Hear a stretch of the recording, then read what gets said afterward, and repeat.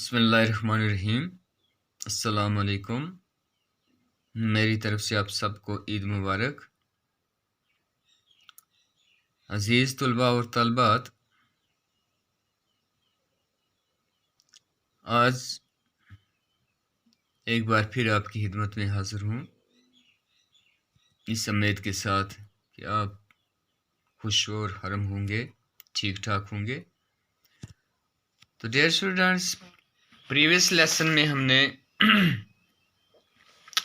ये पढ़ा था कि साइल्स मिट्टी कैसे बनती है और साइल्स एरोजन्स क्या हैं, और साथ में हमने प्रिवेंशंस ऑफ साइल्स एरोजन्स भी पढ़ा कि किन किन तरीके से हम प्रिवेंट कर सकते हैं अपनी मिट्टी के कटाव को, क्योंकि जो साइल है ये एक नेचर रिसोर्स है, कीमती रिसोर्स है, तो इसकी हिफाजत करना हमारा फ़र्ज़ है। तो आज के लेसन के अंदर हम जनरल एक्सरसाइज से 2-3 क्वेश्चन समझने की कोशिश करेंगे। पहला क्वेश्चन है, what are different state in which water is found during water cycle. तो वाटर साइकिल्स के दौरान पानी किन किन स्टेट में, किन किन हालात में फाउंड होता है, पाया जाता है। तो डियर स्टूडेंट्स, हम सब बखूबी वाकिफ़ हैं और प्रीवियस लेसन्स में हमने पढ़ चुके हैं, प्रीवियस लेसन में भी और प्रीवियस क्लासेस में भी, कि वाटर एक ऐसी यूनिक चीज़ है जो 3 स्टेट्स में पाई जाती है। यानी वाटर सॉलिड फॉर्म में भी पाया जाता है, वाटर लिक्विड फॉर्म में भी पाया जाता है, और वाटर गैस फॉर्म में भी पाया जाता है।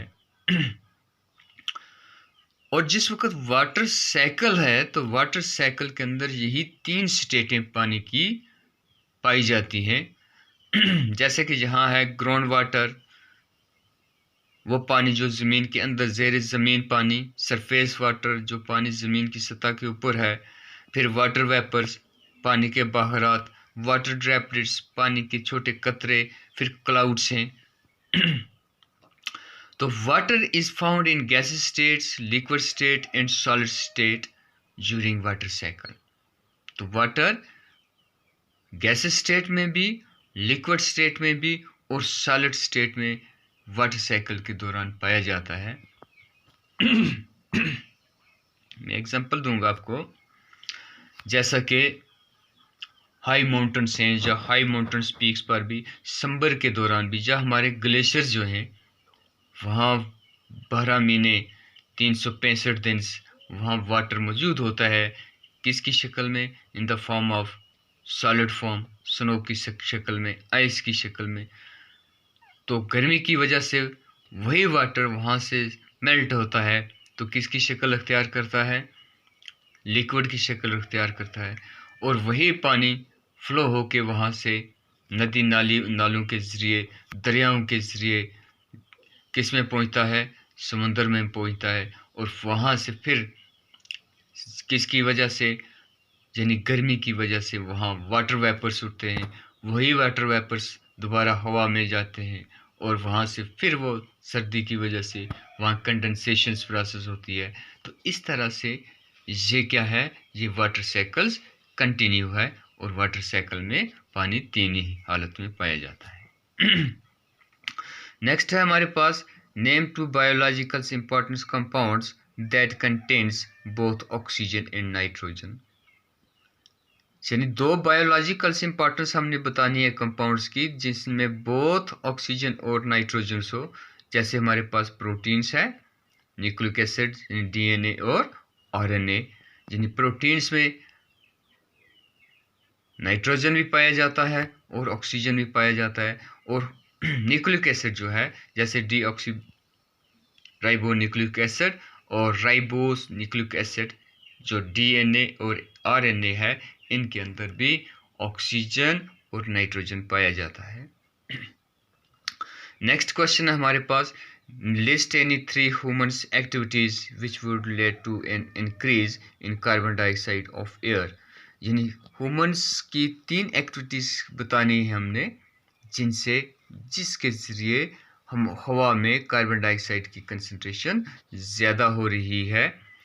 Industries due to burning of fuels, जितनी इंडस्ट्रीज़ आज मॉडर्न दौर के अंदर ज़्यादा से ज़्यादा इंडस्ट्रीज़ क्या हो रहे हैं, ऑपरेट हो रहे हैं, तो इन इंडस्ट्रीज से के अंदर फ्यूल बर्न्स होता है। जब फ्यूल्स बर्न होता है तो वहाँ कार्बन डाइऑक्साइड पैदा होती है।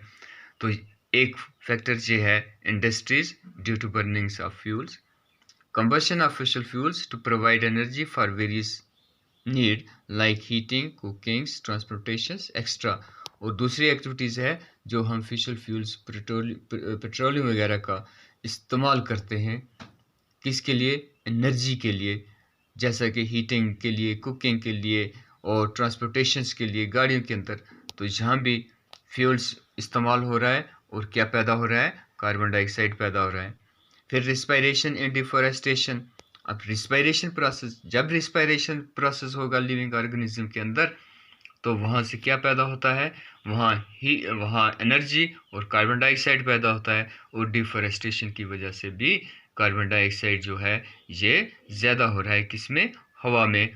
तो डियर स्टूडेंट्स, ये हमारे पास कुछ एक्टिविटीज़ थी जिनकी वजह से कार्बन डाइऑक्साइड हवा में बढ़ रहा है। तो हमारे पास नेक्स्ट क्वेश्चन है, what is green house effect.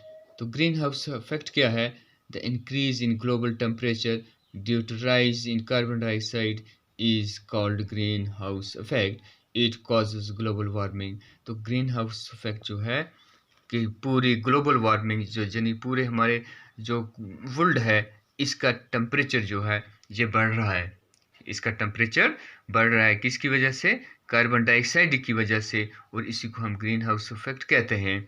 और इससे क्या होता है, ग्लोबल वार्मिंग होता है। हम टीवीज़ में, अखबारों में, मास मीडिया में बार बार सुनते हैं कि ग्लोबल वार्मिंग है। अब इसके निशानियाँ क्या हैं, यानी धूप होती है तो ज़्यादा गर्मी हो जाती है, और जो ही बारिश हो जाती है तो क्या बारिश में ज़्यादा ठंडक महसूस होती है, और अनइवन्स ये वेदर्स के अंदर क्या आती हैं, तब्दीली आती हैं। तो ये किसकी वजह से है, ये ग्रीन हाउस इफेक्ट की वजह से है, जिसका नाम है ग्लोबल वार्मिंग।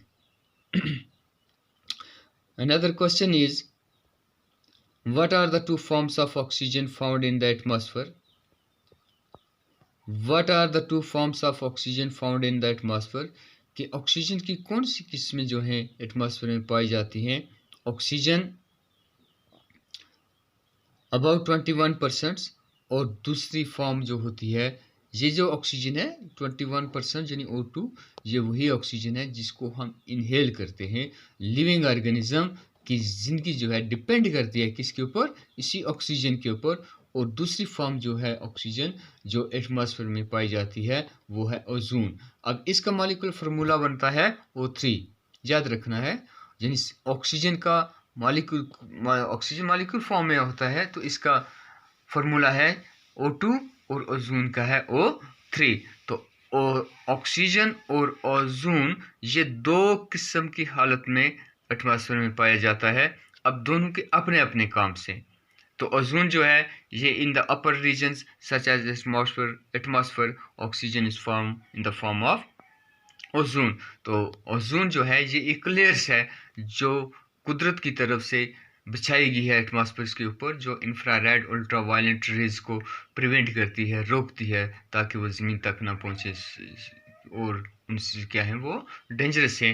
तो ये ओजोन है। इंशाल्लाह इसका हमारा लेसन आएगा कि ओजोन क्या है, ओजोन की डिप्लीशन क्या है। तो आज हमारे लिए ये questions short answer type question थे। तो आज के लिए इतना ही, कल फिर आपकी खिदमत में हाजिर होऊंगा। तब तक के लिए अल्लाह हाफ़िज़, टेक केयर।